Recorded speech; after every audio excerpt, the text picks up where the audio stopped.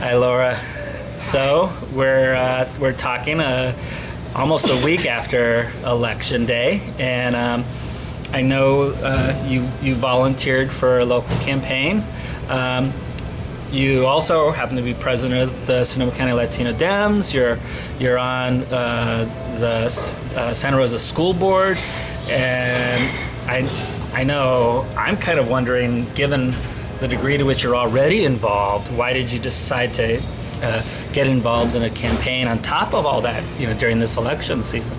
Okay, actually I was involved with a few campaigns, and the main reason I did it, not just because I thought these were good candidates, but I'm also really interested in the democratic process. It's very important to me that people get out there and they exercise their civic right and responsibility to vote and to be involved, because democracy is a participatory event.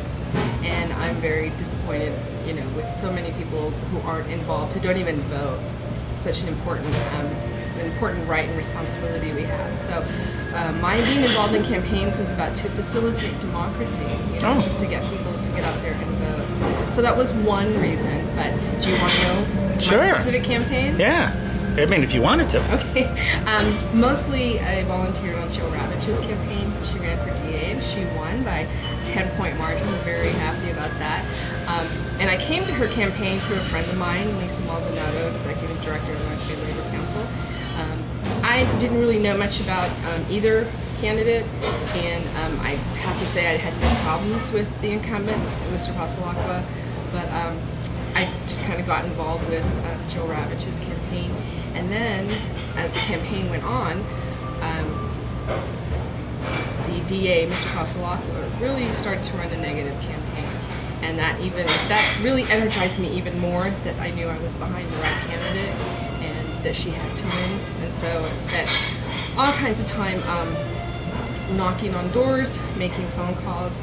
I also tweeted for her, did some social media for her, which was really exciting and something new for me. And I learned a lot from doing that.